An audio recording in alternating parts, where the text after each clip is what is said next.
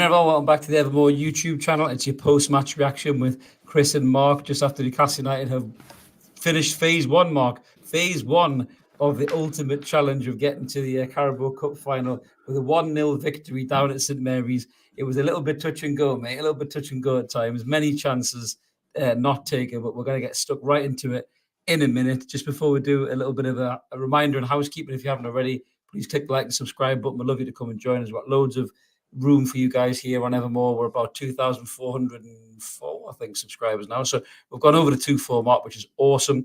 But Mark, what a sigh of relief that was, mate. Fuck me. I was starting to worry. Wow. I was starting to worry that little bastard from up here had equalised for them at one point, mate. We'll get right into that in a minute. But how did you find the game yourself, mate?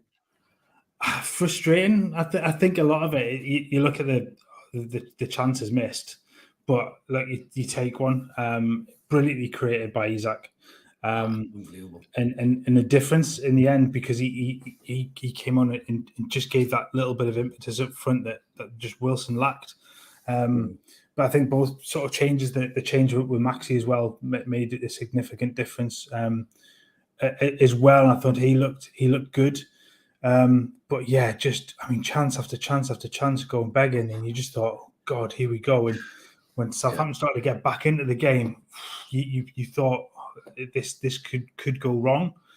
But you know that Newcastle's defense is what it is now. They are phenomenal. It's 900 odd minutes now that Nick Pope hasn't conceded a goal for. It's 15 hours or something. I guess karma, lucky, whatever you want to call the Armstrong goal after what happened with Joe in the first half. But yeah, stop panicking, everybody. First leg won. Roll on next week for you. On to the next year. We're live tonight, guys, as a few have already jumped in the comments as well. But let's just rewind a little bit and recap, mate. So we started strong. This was the lineup that we started with. We were all kind of asking that question, whether it was going to be Wilson or Isak. He stuck with Wilson. Obviously, the strongest team we could field, really. So you had Maxi and ASM on the bench, as we've already talked about. You know, the game was... We were all over them, really, as you say, Mark. We were all over them in the first half, really. They couldn't really get out. I think out of all their players, I think Walker-Peters was probably their most dangerous outlet down that right-hand side. I thought he looked really good. Lovely touch before the game, coming up and high-fiving Trippier, because Trippier would have been a bit of a mentor to him, I think, at Spurs and stuff like that. So that was nice. But, yeah, so I thought, you know, Southampton obviously gave debuts to their two new players. One of them was, I think, it was Alvarez or... what's Alcaraz. Alcaraz, Alcaraz, who looked very good, but looks like he could start a fight in a fucking phone box. More on that in a minute. But I think, you know, Southampton obviously went into this, I think, on the back of that Man City victory. I thought they were going to be a lot more forward thinking and kind of more aggressive than they were. But I think we controlled it, Mark, really. I think right from the off, we were passing, you know, we were pressing them, we were on the front foot, we were moving through the lines, and you know, right early on as well, Joe Willock gets a chance. And I mean, how does he skies at me? I mean, you know, if Joe Willock and Sean Longstaff could finish, they would be two of the best midfielders in the league, probably, mate, wouldn't they? Unbelievable, yeah. I mean, the chances at first, you look at the two, was it two for Willock, the one for Longstaff that he puts over the bar, and the chances are falling at that point to the wrong players. Massively. And I mean that one that he volleys over the bar from was it the Trippier cross, which is an excellent cross. You just think a little bit of great play, just calmness, just to take your time with that volley and not thrash at it, which is exactly what he did. And then the one later on, as Gibber was just put a Big Joe too. Big Joe. I still can't understand how he's missed that one. An incredible miss. And the longer that happened, the longer that went on, you just wondered what is going to happen here. Is this going to be one of those nights? And yeah, so it's just. But Newcastle first half, bulk of possession, 60% possession. Double the number of shots compared to Southampton. I think they had 3 on target. I think Southampton only had 1. So definitely dominated that sort of half. So the big talking point, though, the in the first half, Joe, was that a handball? Was that not a handball? What did you take? I'm screaming at it no for about 3 minutes until I saw the reverse angle. Yeah, and then you do see the ball double deflect. It does deflect off his arm onto his stomach, and it's slight. It is slight, but it's there. And by the letter of the law, which is shit, by the way, I don't. if the ball can accidentally hit a defender's arm and not be a penalty and not be any sort of offence, why is it the other way around? It's completely double standards in that regard. So I think that's crap. He doesn't gain really any advantage from it hitting his arm at that point. So I get why it's given. I genuinely do. For the first few minutes, like I say, I was screaming at the TV, just thinking, "No, that's not a penalty. That's not a penalty. That's not a handball in a million years." But it does. If you do look at that slight double deflection, it is, and I'll probably get shot for saying that now. It's a funny one though, isn't it? Because you've seen them given and you've seen them not given as well, haven't you? You know, those kind of things where really important goals that can seal relegations or win cups. You've seen them given and you've thought, how the hell has that happened? I mean, like Suarez is a prime example, Thierry Henry in the World Cup and all that kind of stuff. But I think what goes against Joe as well is that his hand, he kind of extends his hand out, but it's to shape himself to shoot. And I think because he moves his arm out a little bit, I think the ref thinks he's actively moved his arm to the ball, but the ball's kind of in between his side and his arm. That's kind of where the ball ends up. And I think he's a bit unlucky there. I think in any other game, it could have been given another way. I think as Gibbo is rightly saying there, if another player scored that, it would have been given. Possibly, you don't know, but I mean, we were good for the lead. Obviously, we weren't in the lead at that given time, but we'll come out in the second half, and I think Southampton grew into the game a bit more in the second half, didn't they? They started to press a bit more. Ward-Prowse started to get a bit more advanced, didn't he? Looking to make things happen, whipping in some lovely crosses. I mean, if they had a proper centre forward, fucking hell, we might have been in some trouble with some of them balls he was whipping in. But obviously. Wilson, as you said, looked rusty yet again. Personally, I wouldn't have started him. What would you have done with Wilson? Would you have started him or not? No, I genuinely, I don't. I know he's your focal point. I know he is the goal scorer, the main goal scorer in that side.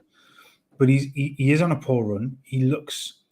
He doesn't look fresh. He doesn't look ready to play. Did you see that bit just before he went off when? They slipped the through ball. I think it might have been Bruno, and he just couldn't get it. He couldn't catch it. The burst's just not there. Pace wasn't there. And I guess it's still this hangover from after the World Cup in terms of the illness and stuff. But the difference when you bring Isak on, it's just an utter world of difference. His ability on the ball for a start, his ability to move into different positions and play that is something Wilson just doesn't have. For all the greatness that Callum Wilson has in front of goal, he's not getting those chances either, and and that's part of the problem. When you're not creating chances for him, he looks poor because he's not getting those clear cut chances, and those balls are going to Joe Linton, they're going to Willock, they're falling to Sean Longstaff. They're not going to the centre forward, and it showed almost. The way that worked later on when Isak came in and created the ball for somebody coming in late into that area in the middle of the box. So I think I wouldn't have played him. I think I would have started Isak, but I get why Eddie plays him because he does absolutely trust him. Yeah, it does. I mean, the comment from Jens there, just, obviously who are the lads, he's buzzing it with one. Almiron, Pope, ASM, Isak was good. The rest looked sloppy and tired. Great show. Thank you, Jens. Great comment, mate. But I think Bruno looked decent enough. He was doing the dirty work tonight, Bruno. He was shithousing, wasn't he? He was winding up players. He was getting involved in stuff. He was. What I liked about it was he was winding people up as opposed to getting wound up himself, I thought, which was quite good. So, I mean, I know Sky gave him man of the match, but I think Sky is pretty much in love with Bruno, and why not? We're all in love with Bruno. But I mean, you're right, Mark. I mean, the double sub really will give Maxi some credit as well in a minute, because I thought Maxi looked quite direct tonight. I thought he looked good. But in Alexander Isak, we've been saying it for weeks now, slowly but surely coming back in, introducing him, and Eddie doing the right thing, probably not throwing him straight in, not making him break down or burn out again like a certain former manager would have done. But bringing him back in little spells like this, I think we saw a bit of it in the Fulham game, that burst of speed at the Gallagher end. But tonight for the goal, that bit of composure, that bit of skill, and then that pace, Mark, just to get away, and as you rightly said, the cross was so good that even Joe couldn't have missed, because he fluffed one before. But having Isak like that in the side, that's the kind of Isak we saw at Anfield, Mark, wasn't it? And I'm so excited to see this lad back fully fit, mate. I mean, what a player we've got there. Absolutely, that double move on is to let a Char, wasn't it? That on the right hand side. That, I mean, he just left him for dead. And once he was past him, there was no way he was getting anywhere close to him. Never catch him. And then that ball across the box was inch perfect. And yeah, I said in the chat, there's even tonight, when everything was being skied and sort of and missed, it was one he couldn't miss. And pleased for him after what obviously the miss, that he gets the opportunity to score that goal as well. And he finished it well. He put it away well, to be fair to Joe. Gets his head over it. What I loved about the goal as well was Isak just ran into the crowd. He didn't even stay on the pitch. He just jumped into the crowd, obviously completely drunk with the euphoria of the goal. And I thought that was absolutely mint. And if you look, he didn't actually come back out for about 20 seconds, because they were all celebrating, like Joe and that, and you could see some of them look around going, where the fuck's Alex gone? He was just in the crowd, getting absolutely beasted by the travelling Toon Army, which a few of our squad members are there as well. So massive shout out to I think PK and Simon, who are down there as well. They must have had a cracking evening. I'm sure they've had a fantastic time and a great result as well. Sensible Monica, yeah, you're right, mate. He did. He timed the substitutions to perfection. I mean, you've got to say, Mark, it's good management to bring them on when he did. I mean, I think, playing devil's advocate, he was waiting for a little break and play, wasn't he? Because we were kind of defending corners at the time. And Joe Willock, I mean, a little bit, Joe Willock tonight, again with Joe. I love Joe. We were big fans of Joe, you and I. He does all the dirty work really well, but he's just lacking that final finesse of his game, like Longstaff as well. I mean, I think Joe Willock's actually got more to his game than Longstaff probably has. We've seen that before with Joe. He's been the goal-scoring midfielder when he first came. Eddie's made him more of a box-to-box midfielder. He can defend, he can attack, he's got pace. He puts some great balls in every now and again. He maybe doesn't do it consistently enough, but what is Joe Willock lacking, Mark, do you think, in terms of what he's doing for the team? Or do you think he's doing a good job for the team? I think he's done a cracking job in recent weeks. The pace down that left-hand side, especially when you look at the weekend against Palace, and tonight, again, he burst past defenders and the ability to stay in front of them. And there was the ball first half with his left foot, which was an excellent ball across the goal, and then the one that led to Joe Linton's handball was a brilliant sort of cutback. I think it was it past Liango that he cut back inside and then shot, and it just, I think at times the only thing really that lacks with Joe is just a little bit of composure. It's that final moment, and we talked about this when we were at the Fulham game, wasn't it? Football's about moments, and he does everything right. And then there's that final moment that he's just not quite sure about, so that he rushes. Like the volley, for example, is just rushed. If he just takes that breath as the ball's dropping to just set himself and compose himself, he hits the target. But I think he's a little bit ahead of himself. Yeah, just a comment on Bobby there as well, that, what the hell happened to Willock, from that guy who couldn't miss a couple of years ago, isn't the same player. I think we've had a conversation about Joe before, because Eddie Howe's made him a better all-round player. I think he's lost that instinctive just touch, bang, goal, or just hit it, and kind of, he knows he's going to hit it with conviction, and that's what he's doing. So I think he's more concerned about the rest of his game. And I'm not saying Eddie Howe's made him a worse player. I think he's made him a better player overall, because a goal-scoring midfielder is only good enough when chances are being created for him to take. Whereas now Joe Willock can add way more to the team with what he does. If the goals come back, we've got one of the best midfielders in England, I think, really, if the goals come back for Joe Willock, with his all-around game. Gibbo says he looks fucked at the minute. I don't know if that's Willock or Wilson, but I think with Willock, he's got such an engine. Even when he looks fucked, he's just capable of pulling out some kind of roadrunner sprint and just doing somebody. And I think that's why he keeps him in the team. But just as I mentioned there on Maxi, Mark, we're always quick to knock Maxi down, so we're going to be quick to build him up as well. I thought when he come on, he looked focused, he looked determined. He wasn't doing any stupid things. He was just getting the ball and running at people, and he was scaring the life out of the Southampton defenders from the minute he was on the park.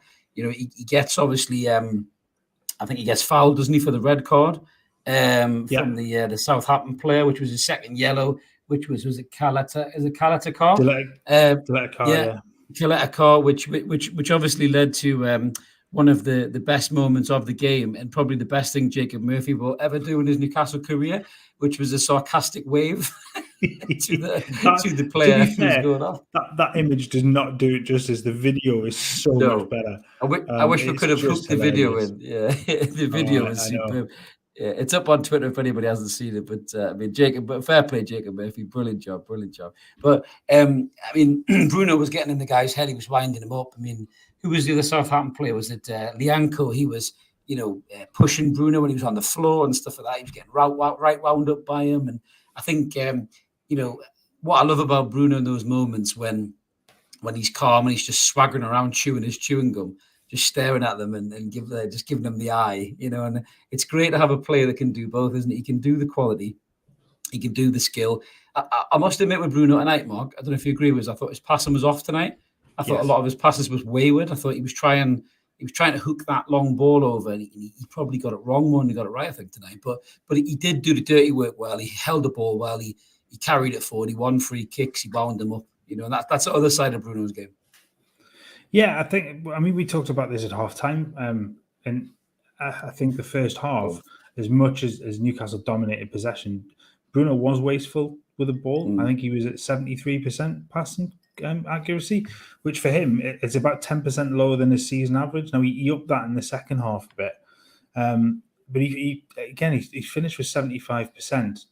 So he was a little bit more wasteful on the ball. I think he was just at times it looked like he was almost trying a little bit too hard just to speed things up when there possibly wasn't the need to, and it was to try and almost get that start from Leicester going at all times in the first half. He was too eager to try the flick around the corner, for example, that just went straight to a Southampton player, or there was just a lack of calmness again from him at times, and that came back. It wasn't for the whole game, but I just think at first, I think there was such almost a feeling from the players that we've got to get the goal quickly. We've got to get in front. Yeah. We've got to get that perfect start again. And when it didn't come, then it started to, Newcastle then started to calm and then create chances. And I just think that he looked so much better once they all started to calm down a little bit.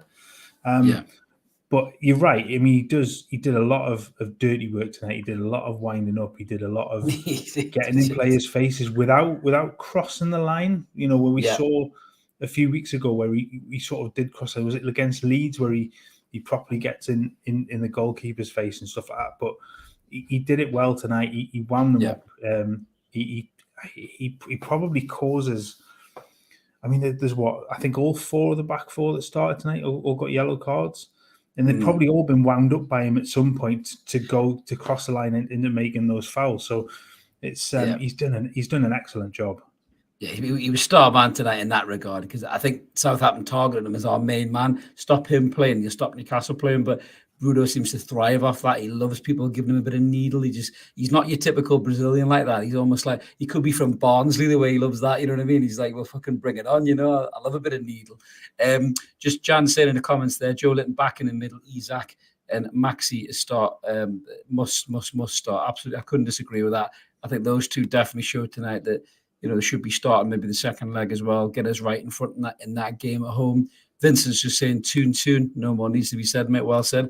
Roger's in the house. Get the fuck in. Absolutely 1-0. What a result. But a few rugby shots. Yes, we do agree with that, Roger. Yeah. Didn't take the chances, mate, which unfortunately, will cost us at some point. Didn't tonight, but it will cost us at some point.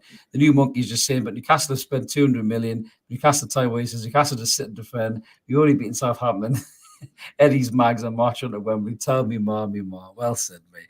Oh, the salt will be coming on thick and fast, mate. Absolutely. Tonight, and do you know what it is? That it's that old thing of you only beat what's in front of you, and Newcastle have beaten everybody so far in this competition. And they do. It looks like they'll march on. So one more step. I've put in the line for this. It's one step closer. And you know they've played really, really well again. And it's. I think there was it Kev the guy that does the YI scout stuff had said, look, it says that they're creating chances but not putting them away. At some point that will change, and the goals will start to go in again. It's a run of games where if Newcastle weren't creating chances, I would be far more worried in that regard. But they just march on. They've got another result that takes them one step closer to Wembley. And they're still playing well. They're not conceding goals. They're still playing really, really well. They're just, it's just that all that'll come back. All those goals, I think, will come back at time. I just think, the rest, they've got a week off now. Yeah, they can put the feet up a little bit and just get some of that freshness back. Well, I mean, it was always going to be a bit of a lull. I think we were never going to just keep going the way we were going. But with Isak being out for so long and now coming back, we've got an X factor. We've got a game changer. And he did that tonight. He did that against Fulham. So if Wilson has to go sit on the bench and Isak starts, and then Wilson's a game changer. It's nice to have that in depth. Just we'll get into the Adam Armstrong thing because Ash has brought up in the comments, Mark. So fucking Sky commentators. Adam scores and they're looking for a reason why it should be allowed. And Joe scores and looking for a reason it shouldn't. So the Armstrong goal, looking back at this. So my take on this is I think the VAR got that completely right because I think it bounces up off Burns' knee and then hits Armstrong's hand. I don't think it hits his knee. I know he's only a little fella, so maybe they think that his knee and his hand are possibly the same thing. I can say that because he's probably one of the people I'm taller than. But fair play, Adam Armstrong. I thought he was dangerous when he come on. He looked nippy. I think he had a point to prove. To be fair to the young lad, and I think he was getting. I tell you what, he was shoving Big Burn off the ball and people like that. And fair play to him for his stature. I thought he looked very dangerous. He got in some good positions to Adam Armstrong, and he was definitely a threat for Southampton. But for me, Mark, 100% VAR gets that right. That's ruled out. What's your take? Yeah, absolutely. I mean, it clearly, unlike the Joe one, which it took a while to kind of see an angle that showed any sort of deflection. It was clear on the first one that they showed that as the ball bounces up, it definitely then bounces back down off his arm. So at that point, you cannot give the goal because he then is the one that bundles it in. It can't stand. So absolutely right. I think in essence, then karma, isn't it? One gets They talk about these things always coming back, and it evens out. Well, it evened out during the game. So it's definitely a right decision in that regard. No, I couldn't agree more.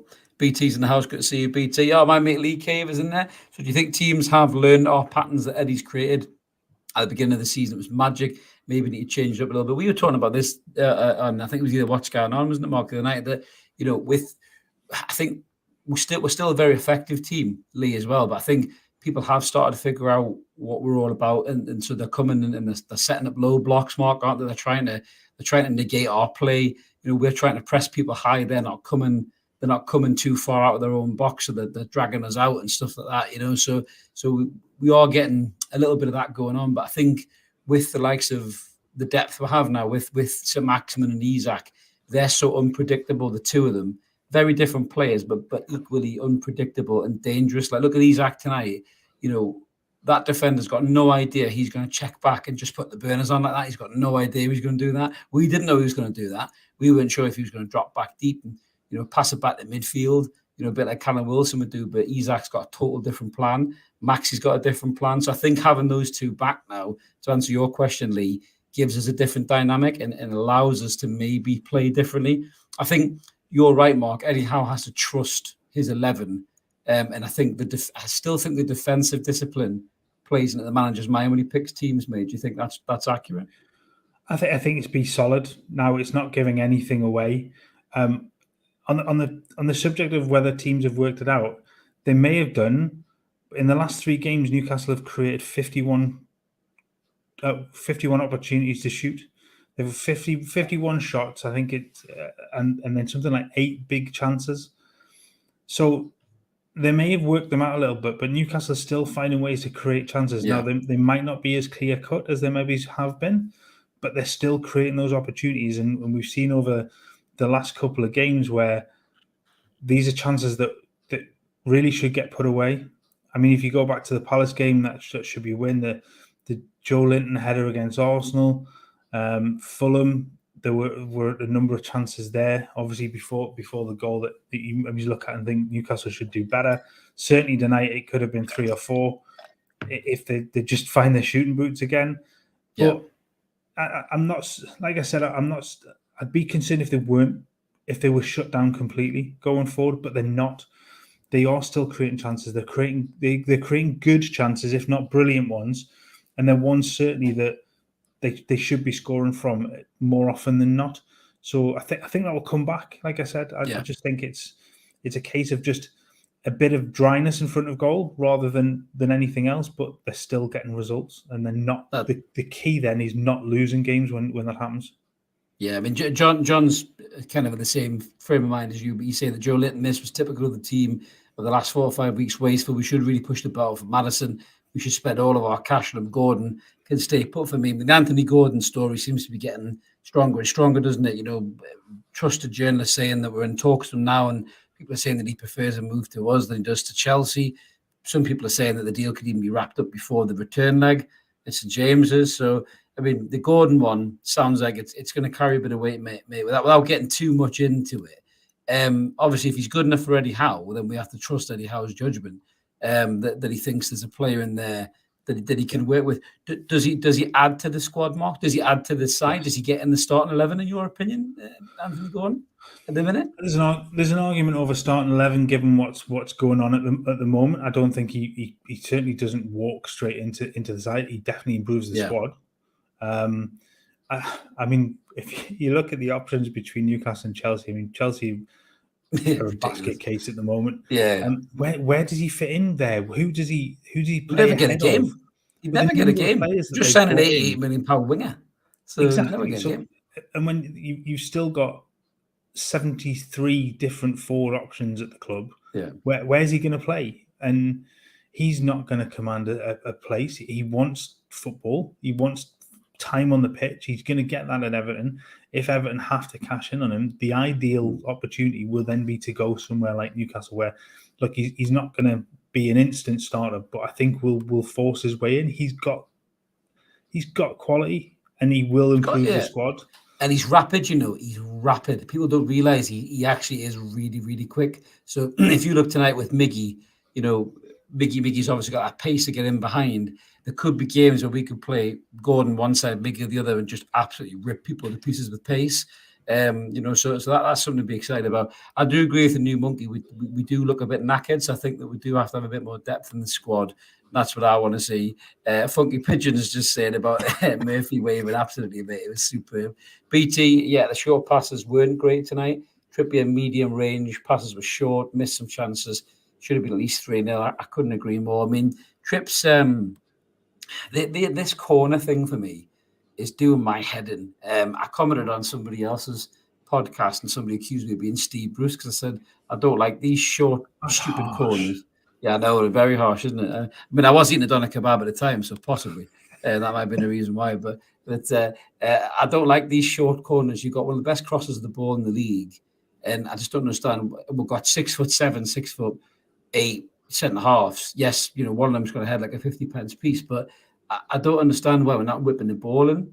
I mean, Southampton tried one, didn't they? If you remember, they tried one and then they fucked it up, and then Ward-Prowse called for it short. I think we marked it, and they just walked over the corner and just went, "Oh fuck it, I'll just cross it." He just crossed it. I don't understand why Trippier's not just putting it in the mixer, Mark. It's getting on my tits.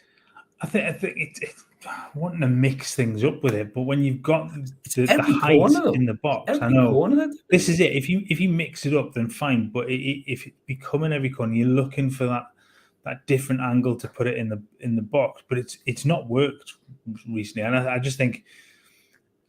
I think Tifa Lee's just put one in the comments there as well. The corner straight in the box hasn't worked as well, so that's a fair point. But I think a mixture of stuff rather than just one or the other, and I don't know. You're absolutely right. You've got one of the best crosses of the ball there. But even mixing it up in terms of just in swingers, just constantly looking at Trippier taking everything. Get a left, get Miggy on the corner if he can whip one in. It just gives you a different angle from that ball in, and I just think I don't know. It is a frustration at times because you do when you've got the height there, you want to utilize it, but then again, it's not been a great weapon so far. The odd one has worked, but. It's just trying to find the right ball in, and I sort of get why they're doing it, but it just is frustrating. Yeah, I probably just completely contradicted myself there, but we have that effect on this channel, mate.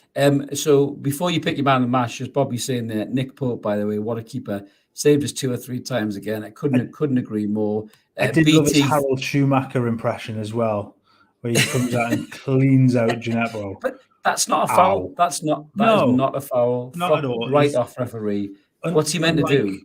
Exactly. Unlike the Harold Schumacher one, he had eyes on the ball. He was heading the ball. Gineppo just happened to be the unfortunate bloke that stood in the way. Well, I mean, for Dan Kane, Pope is his man of the match. Chris agrees with Bobby that the Pope is unreal. Pope was my man of the match, I think, mate, because he made saves at the times when needed him. There were keepers in the game. I mean, it's a toss-up between him and Bruno, to be fair. Bruno got it from Sky. Who's your man of the match, mate, if you could pick one? Where you going? Not Murphy for his wave. Do you know what it is? It's close, because it's just ultimate shithousery, isn't it? Do you know you can't call Isak, can you? Because he wasn't on long enough, but he did change the game.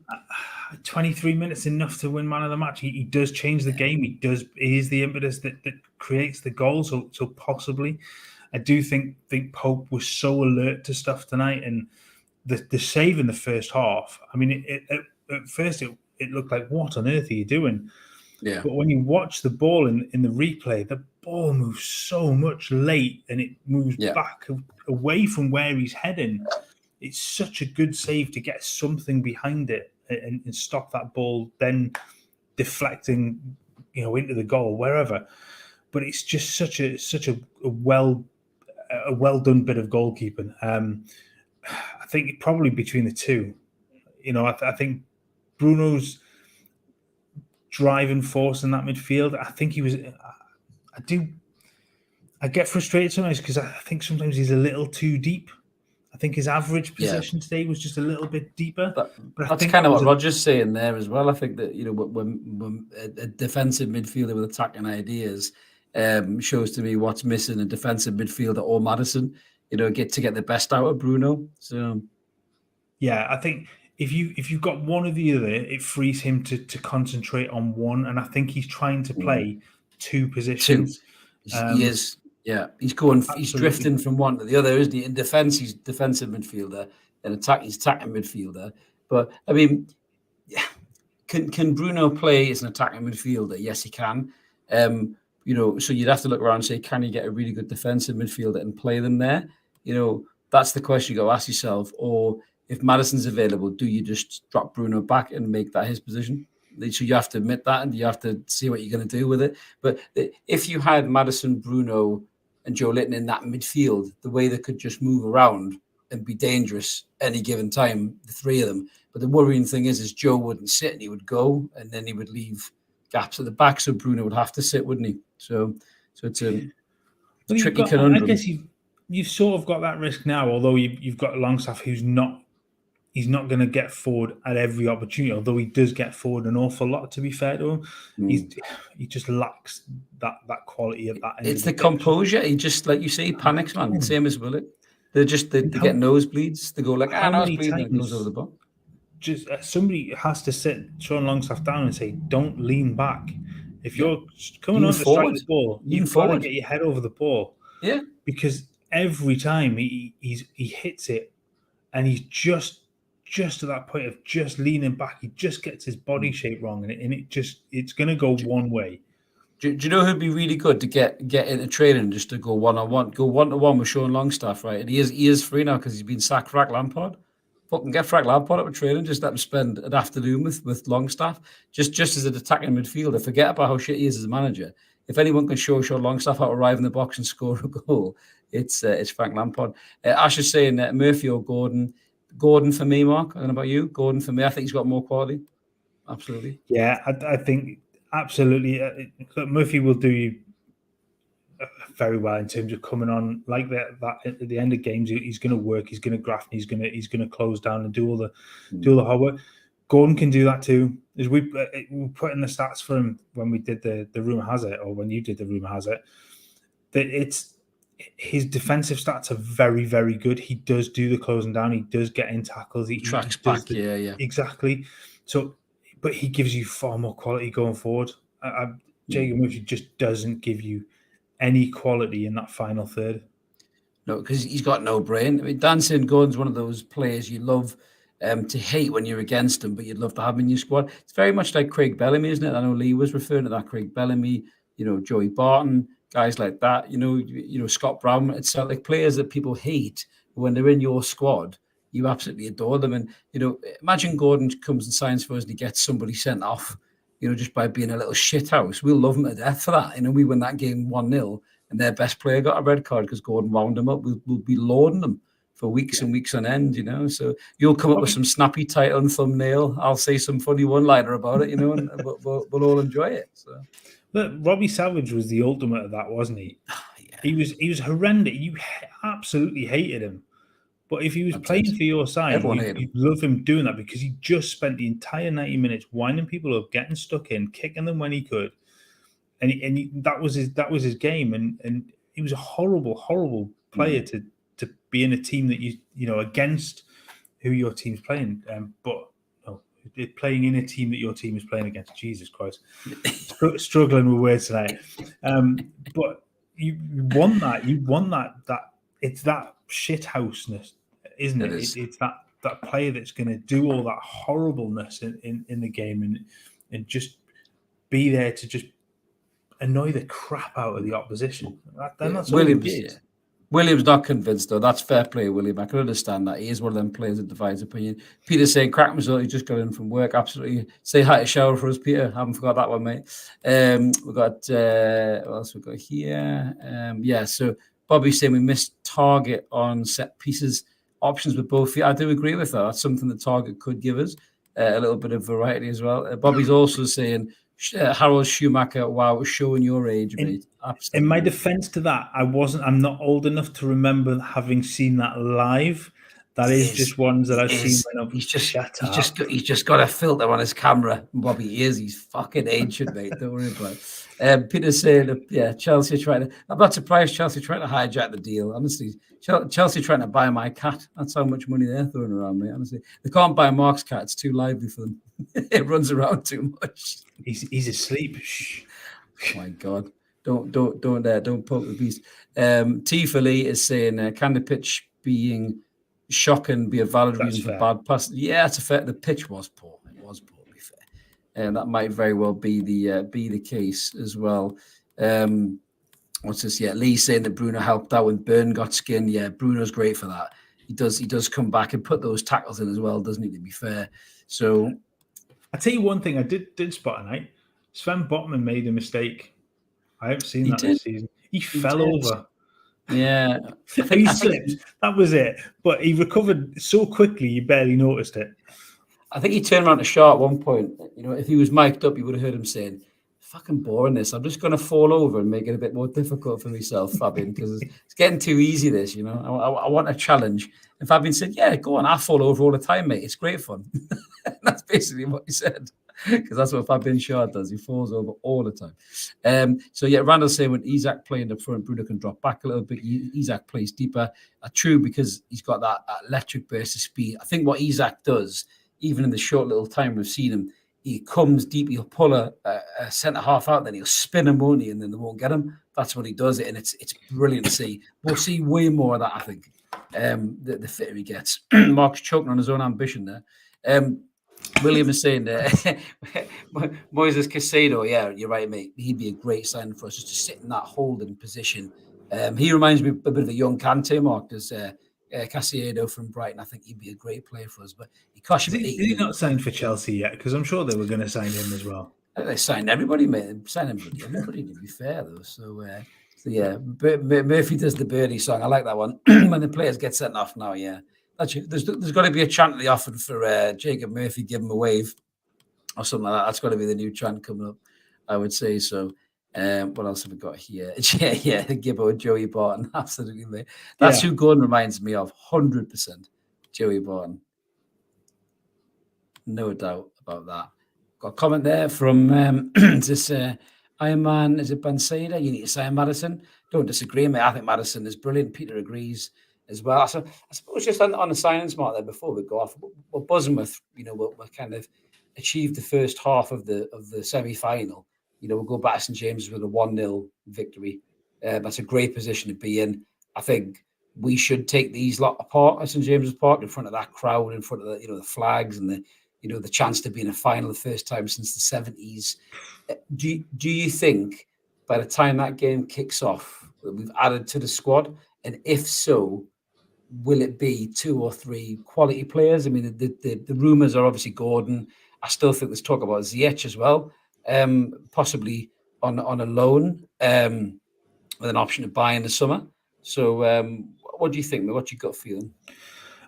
I think if there were going to be anything, it will obviously be done before Tuesday. Tuesday's deadline day, isn't it? So Tuesday is deadline day. It's going to have to get done soon because they're not going to want the distraction of that sort of going into the game. I think it's a perfect opportunity then to build that atmosphere more. If you can walk 1 or 2 out in front of that crowd, they might not be in the squad, but if you can walk 1 or 2 out onto that field next Tuesday night, the place will go insane. I mean, it's going to go nuts anyway. Especially if they're big players as well. If they're big players, but I mean, even if it's a couple of the younger players that have been touched on, they will get an amazing reception.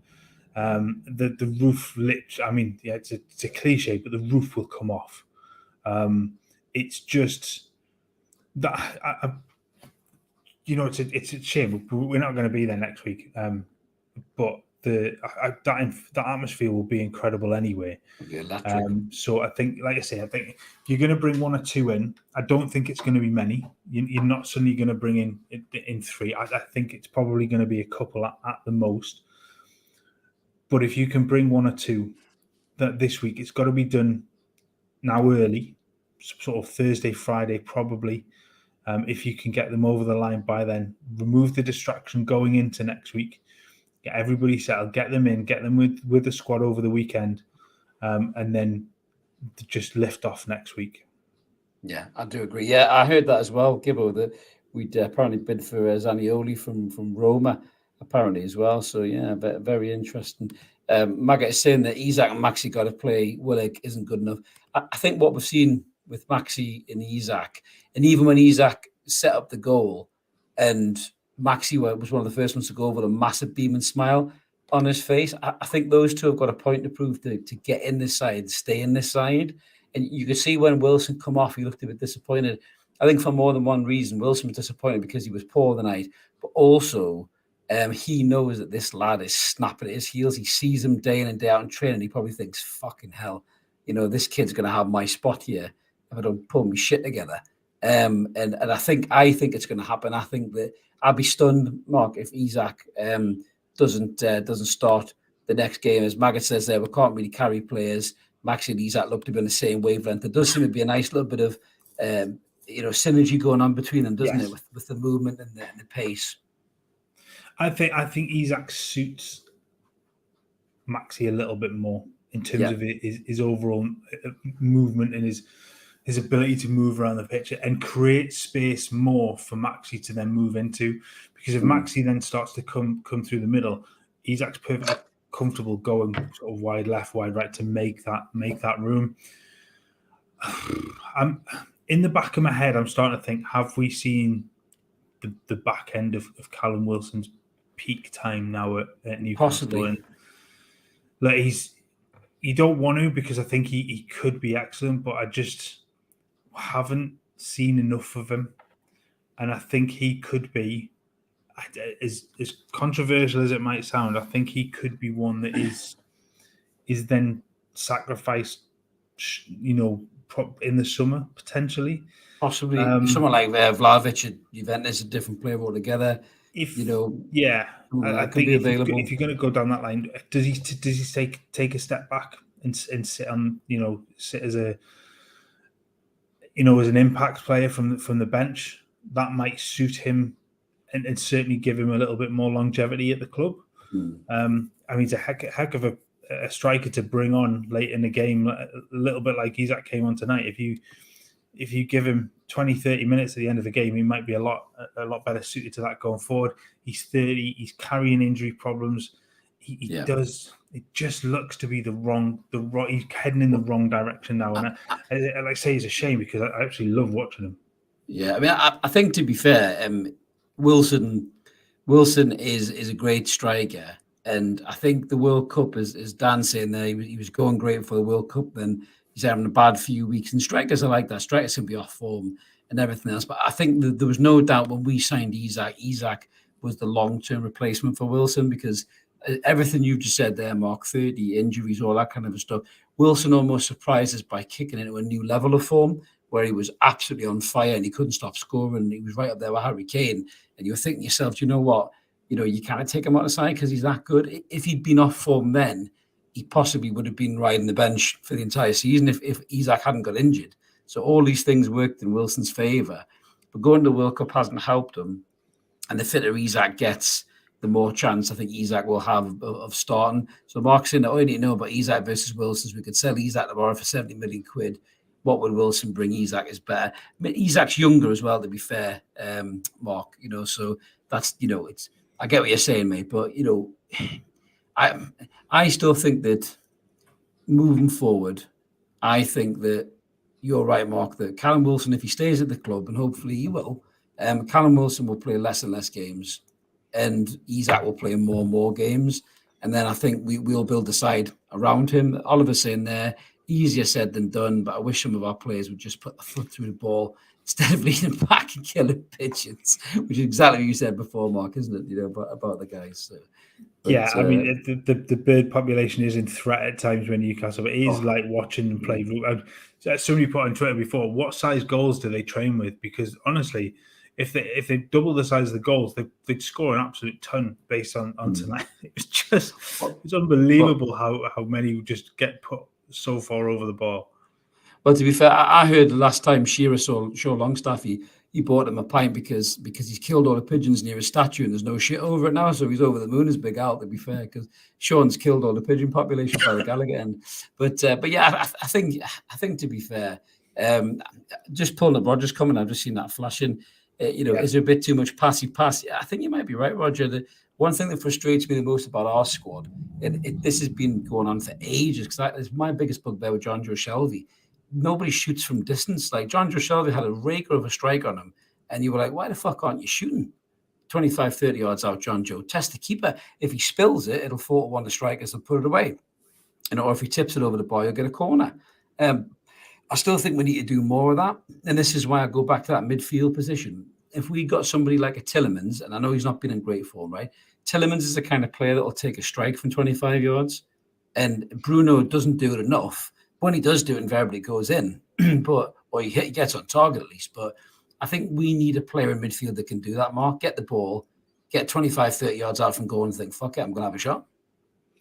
There's that variation, isn't there? And I just don't think Newcastle have played with that recently, where you get to that point and it comes back to that point that was made earlier on. I can't remember who put it in the comments about teams learning how Newcastle play. And although Newcastle is still creating the choice, the chances, you sometimes want somebody to just go, I've got space now. The Miggy one against Fulham is the prime example of that. He gets to 25 yards out. He's got the goal gaping in front of him, but he's got that clear run to go on and take a shot.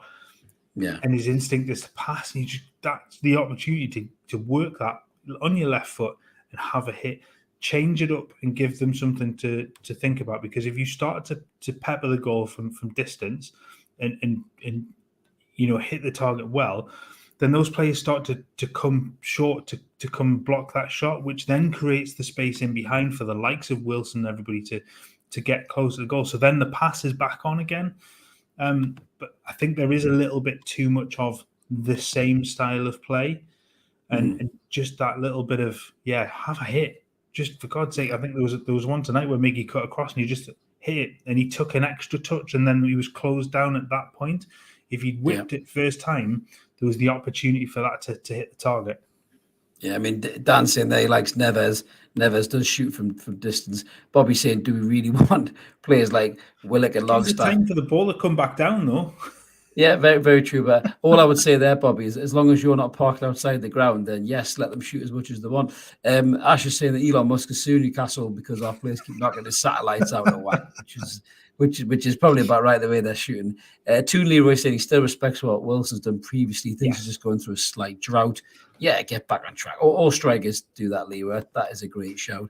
Marcelo Rodriguez is saying Miggy played well, but if you have ASM on the right, you would open space for Miggy too, and Isak is great. You could also drop in on the right.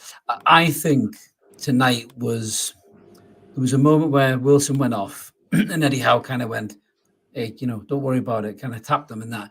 And before the game, they asked him about Wilson and Isak. I think what Isak did tonight has made Eddie Howe probably go, he's starting next week. Because I think he was already a bit on the fence with it. And I think the way that Isak just lit that game up tonight, and that's been, since he's come back, that's been the most dynamic I've seen Isak tonight. Yeah. And I think Howe's probably thinking, he's ready. He's ready to start. So I'd be shocked if he doesn't start next week, mate. Yeah, I do. I think you're absolutely right. I think he starts. I think Maxi probably starts next week as well. I think he does. He's earned that chance. He's earned that chance, Maxi. I think so. I think that 23, 25 minute sort of performance. Then I think he looked sharp against Fulham when he came on as well. He was at Palace too. It just looks like he's a little bit of the old Maxi back, where he looks dangerous. He doesn't look frustrated with what he's doing. He looks like he's going to create opportunities. So I think there's the potential for them both to come in to start next week now. Absolutely. Mark said Isak skins his marker every time, 100%. John said FA Cup losses look like a gift from the gods. The team was out there, feet at the end, needed a rest. Yeah, I don't disagree with that. Leroy said we need to be shooting quicker and lower. I do agree with that. None of this, let's pass it in 6 yards and chip it in the top corner. And Oliver's just said Isak is the difference. He needs to start. That's a great way to end it, because I did tell Mark we'd come on for half an hour because I've got a flight to catch in the morning. We're still rambling on 56 minutes later. So we really enjoyed this post-match, guys. It was a fantastic result. I think it was exactly what we needed to do. Going back to St James's Park 1-0 up is a dream return tie, I think, for us. Mark's right. The atmosphere will be bouncing, be electric. I'm sure loads of you will be there in the comments, and we'll be buzzing watching it as well. If we can get around that, may get to the final. And if this club could win a cup, my God, talk about roofs coming off, Mark. Go in the stratosphere. That'll be higher than a Longstaff shot at the Gallagher. Then that may be that high. I tell you what, it was unbelievable. But this is us all wrapped up, guys. Thank you so much to everybody in the comments who's jumped in. If you're new to the channel, if we haven't seen you before, please consider subscribing. We'd love to have you on board. We've got a cracking little community here. All free content, just pop-up videos like we've done here for a reaction to live shows Mondays and Wednesdays. Mark is going to be back with the Evermore crew tomorrow at 7 o'clock. I will not, because I am overseas working, which is what I'm going to get my flight for tomorrow. But tune in for this man here. He's a great host, and he will be steering the ship as well as he can while old Captain Kamikaze isn't in the house. So thanks again for tuning in, guys. Thanks again for tuning in, guys. Let's keep supporting that team. McCoy United, they're absolutely mint. They're unbeaten in 16. We're brilliant. Roll on the next leg and roll on getting to the final. We'll catch you later, everyone. Night, guys. Take care. Cheers.